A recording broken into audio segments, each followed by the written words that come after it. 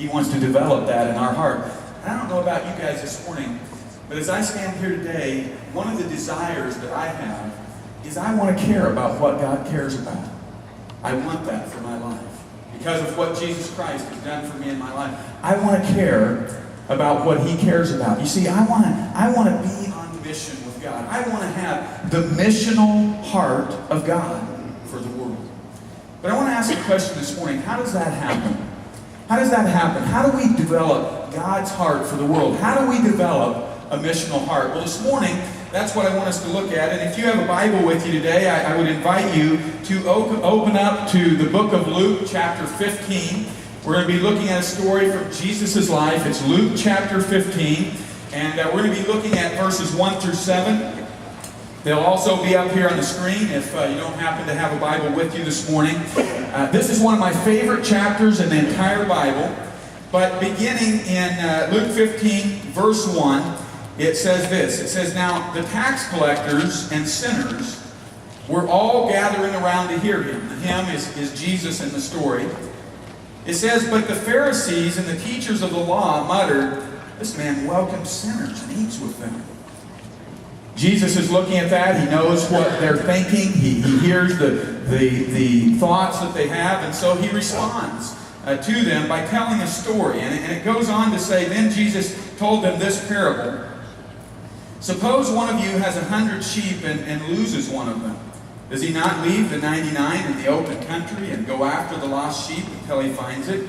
And when he finds it, he joyfully puts it on his shoulders and goes home. And then he calls his friends and neighbors together and says, 'Rejoice with me, I found my lost sheep.'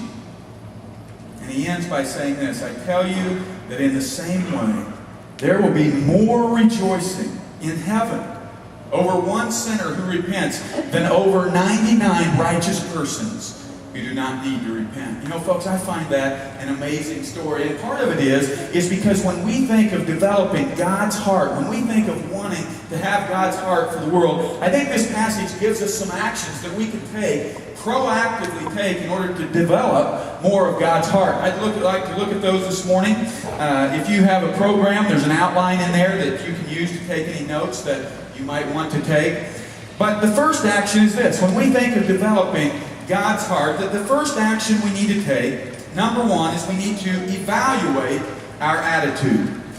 We need to pause for a moment and take stock and look at where is our attitude. You know what's interesting is that's what we see in this story. We see that the religious leaders, it's a very interesting context because we have people in the story called tax collectors and sinners. Basically, kind of a paraphrase would have been, to the religious leaders, these were the riffraff of society. They were people that they wouldn't have wanted to spend any time around. People that they looked at and they thought, man, God wouldn't want anything to do with them. Now the interesting thing is the Son of God is on planet Earth. Jesus is there. And the very people that they don't want anything to do with are coming to Jesus. They're coming to Him. And right away, we see that's what's going on. The battle that the religious leaders have for reaching out and having God's heart for people is a battle with their attitude. And I want us to look at a couple verses here, the first two verses again. It says, "Now the tax collectors and sinners were all gathering around to hear him." So again, we see that they're attracted to Jesus. There's something about Jesus that causes this group of people to feel comfortable about being around him. I mean, they're coming to him.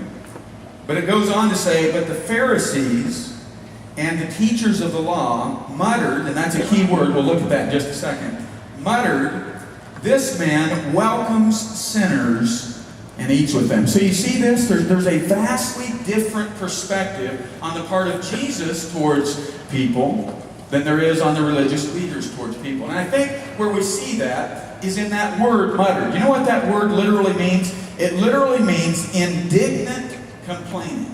That's what it literally means. In other words, they were incensed. They were literally outraged that Jesus, a religious teacher, a person called rabbi, would have anything to do with these kind of people. And they were incensed over that.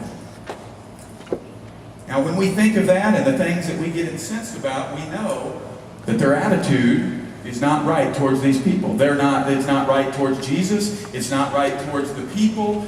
They're judging. They're experiencing quite a bit of arrogance at this point, and they're locked in a battle with their attitude.